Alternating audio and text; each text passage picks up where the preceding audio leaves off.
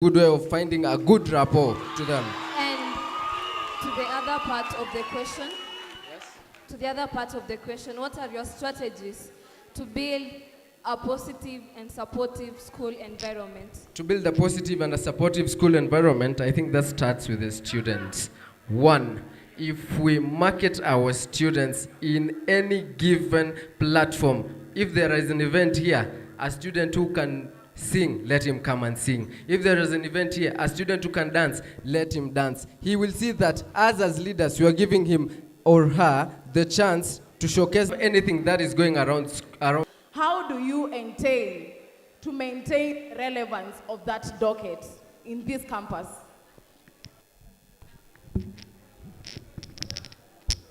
Thank you very much. Allow me to say that leadership is all matters of knowledge, skills, and understanding. As a chairperson, I have to ensure that all the comrades get clear information. Since I am the chairperson, I have to give them the clear information on how we are going to conduct our meeting with the Supreme Council. Whatever you come up to into conclusion, I have to deliver it in time. Thank you.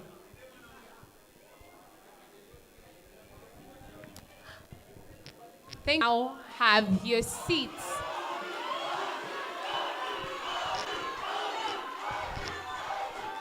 Thank you very much. Thank you very much.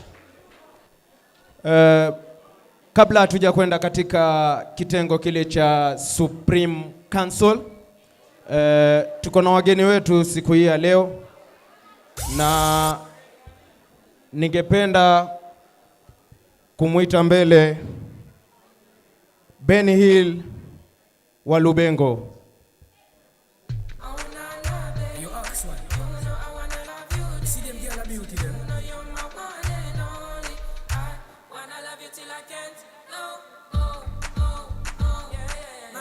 Let's have a clap for him.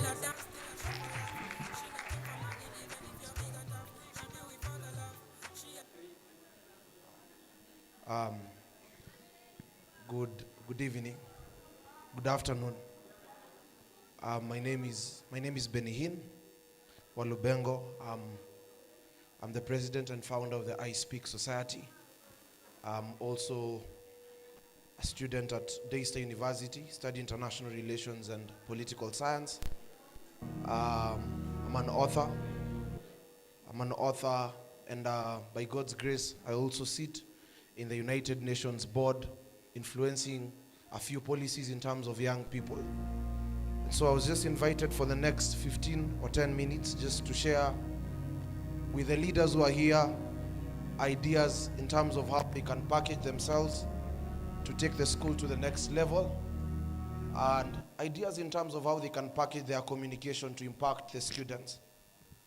Now, 1 year ago, we were doing an event at MKU, and when we were doing that event, we tried and approached a few student leaders just to try and see how many student leaders can go to the bank and speak to the bank so that we could get money to do that event. And when you went to do that event, very, very few student leaders could be able to stand before these bank CEOs and express themselves. And we saw that as a gap and as a need in the market. So we saw the only way we can do this is by trying to package student leaders in advance before they get into office. I believe that there are 3 things that every leader needs in order for them to package themselves in a certain way so that they can push the interest of students. Ukiangalia budget ya shule, most of the time in terms of talent na vitu za kusaidia students hazikuangi zimekuwa in terms of high priority. And so unless a leader has a certain capacity and a certain capability to push the agenda of students, itakuwa very hard for them to stand in certain places. And so I believe that there are 3 things that every leader needs in order for them to push a certain agenda. And the first thing that every leader needs is something called capacity. Very, very few people have the capacity to actually stand before people and push an agenda. Na nikisema in terms of capacity, I believe that this information can help all of you that are here in terms of accessing the market, accessing opportunities, and even for you to get money at an early stage. So the first level of capacity is something called internal capacity. What is internal capacity? Internal capacity is your ability for you to express yourself within the first 60 seconds that you're given to say something. At the age of 16, I got an opportunity to approach Dr. Chris Kirubi at Centum. And we were 3 young people. And this man asked us, what can I do for you? And the first person, alisema ya nataka pesa afungue business. And he was able to get funding. The second lady we were with, alisema nataka scholarship ya kwenda Harvard to study business. He was given that opportunity. For me, I didn't want a scholarship, but for me, I wanted something different. So I asked for an opportunity to accompany him in meetings, just to learn on how these meetings are handled. And in the process, I came to realize that there are few things that one can be able to get at a young age. Currently, I'm 21, and the opportunities that I've been able to get. And so, currently, there's a book in my bag. And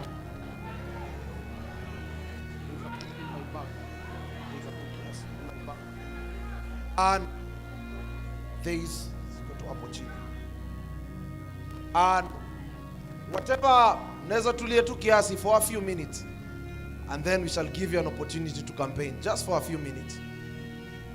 And maybe I can just share with you some of the things that helped us. And I believe that this information yenye inaweza peanwa class, these are practical things. So I wrote this book and released it after high school. And after writing, this is one of the things that now started opening doors. And the first kuambia, currently in Kenya we have done a research na tumeona every year 500,000 people are graduating. Every year people are doing masters, people are doing PhDs. And in the next like 5 to 10 years, you having a degree or a PhD might not be a surprise to anyone. Therefore, as a young person, kuna vitu lazima ukuwe nazo hii life zinaweza kuplace in a certain place where you can be able to stand out. If you stand in a room of 60 people who have degrees, there is something else that people are looking at. And I remember while working at Centum, at the age of 16, we were given an opportunity by Dr. Chris Kirubi to manage his social media pages. And this man used to get emails every day. And so when he asked me now, Walubengo, if I give you an opportunity to get in rooms with me, what are you giving me in exchange? This is a guy who owns 2 rivers. So there is no amount of money that I could give him. So I told him, sir, I can manage your social media pages, and we can be posting on your accounts and creating graphics, and also you can be writing your speeches. And he gave us an opportunity. And I remember that one day they were doing an interview for a managerial position, and 86 people had attended this interview. Only 3 people among 86. And so I came, watu wamekana ma CV, kila mtu anadhania interview inaenda kufanywa. Achini kuuliza maswali, greeted people, akakama akaanza kugotea wasee, akagotea msee kila mtu. And then akasema pick that one, pick that one, pick that one. So he was asked, which criteria did you use to pick these people? Akasema, I know all these people have degrees, I know they are well learned, but kitu tulikuwa tunatafuta ni msee yako confident na msee yako radical. Najua hawa wase wote wako nervous. Time yenye alikuwa anagotea hawa wase, one, alikuwa anatry kuangalia anytime you greet someone na mkono yako iko loose, it's a sign of low self-esteem. So he was just trying to see who has a firm hand grip na mkono ya nani ya iswet, kujua nani ya yuko nervous. And there is a level where you must build internal confidence as you stand before people. Kuna jamaa anaitwa Bruce Lee alisema, I don't fear a man who has practiced 10,000 kicks, but I fear a man who has practiced one kick 10,000 times. If you have watched a series called Suit Series, kuna msee mwenye anakuanga kwa hiyo series hadi haja study kitu yote law school, but the guy is extra smart to stand in certain rooms. So there is a capacity of internal confidence that lazima ukuwe nayo so that you can stand in certain places. Sasa ukiangalia cross hii crowd venye tumekaa, wasee wanaweza shout kwa crowd waseme buda uongo, nyamaza, lakini ukipea msee microphone asimame mbele ya wasee, hawezi simama. There is a level of confidence that is needed. And therefore, the first thing that is needed, everyone can shout before a crowd, but few people can stand in front of a crowd. Kuna msee mwenye alisema, when they sit, I stand. When they stand, I stand out. And when they stand out, I put the standard. The second thing that a leader needs for you to stand before the world, a leader needs a level of external capacity. What is external capacity? Kuna vitu we kama msemi yangu unahitaji ndio usimame in certain places. Mtaani kwetu wakuko fiti sana, and there are things that I could lack as a young person. And one of the things is image. And I remember my mentor is called Pastor T. Mwangi. Pastor T alinishoka akaniambia, Buddha, hawezi enda kusimama mbele ya Chris Kirubi we expect ati ata understand penye umetoka. Akaniambia there are things you'll need to have in terms of image. Kuna mzito alisema before they hear you they will first see you. So there is a level of image that you'll have to build. Kuna mse alisema an impression is made within the first 38 seconds. Anytime mse anakucheki within the first 38 seconds anakuanga sha build an impression. And so you told me now there are few things that you'll have to build capacity for. Especially kawe ni boy, there are things that you'll need to have. You'll always need to at least, unaweza kuwa na viatu pair 3, lakini make sure kiatu moja ni official. Itakujenga. Hizo zingine unaweza switch ukichange hizo siku zote. But siku yenye inafika ya destiny, make sure that you have showed up well. Another thing that you'll need even as a man is a watch. A watch builds an impression whether inafanya kazi ama ifanyi kazi. Make sure a watch uko nayo inaonyesha tu a sense of responsibility. And this guy also told me there are colors that you'll need. When you go and study the ecosystem of the corporate world, there are basic colors that you'll need in terms of dressing. Color black represents bold. Navy blue represents democratic. When you look at these leaders who are here, a leader who has mastered what they are doing. Great leaders wear red ties because it represents power. Purple represents royalty. Red represents emotional. White represents sanity and clarity. So there are colors that you'll always need. When you're going for a boardroom meeting, just a minute. Niko na 3 minutes, alafu tumalize niwaachie mpige campaign. If you're going for a boardroom meeting, in future, some of you will be going for interviews. Ama mtenda kupitch in a company. When you are entering in a boardroom, color black will always help you just to show that you've mastered the corporate colors. Another thing that you need to have mastered is you communicating what you're doing. Now, one of the things you need to master is that in life kuna opportunities utapata, not because you have degrees, but because you have built capacity. I want to tell you that there are things that one masters because of skills. There are things of association and networks, but there are things that one can get because of capacity. This weekend we shall be doing an event in Kilifi, and the budget of that event was almost 2 million. And so we were trying to look for money to after places, though. And then by God's grace, we found an access to the daughter of the president. She said she's watching us, and I believe also she will be watching this video. And we pitched to her, and she said, I've been watching your videos on TikTok. How much do you guys need? And within very few minutes, that budget was sorted. And this is what she said. He said, I'm not giving you this money because you have capacity, but because I've seen your track record.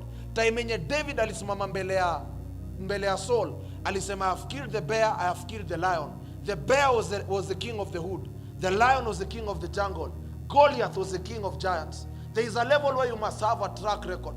Track record mtu anaanza kujenga akiwa shule. Buddha kawe ni rapper, lazima uanze kujenga track record sahi. If you are a spoken word artist, unaanza kujenga track record ukiwa sahi. Kuna mzito alisema, yesterday is an experience, today is an experiment, tomorrow is an expectation. So use your experience in experiment to achieve your expectation. Lazima uanze kubuild muscle sahi.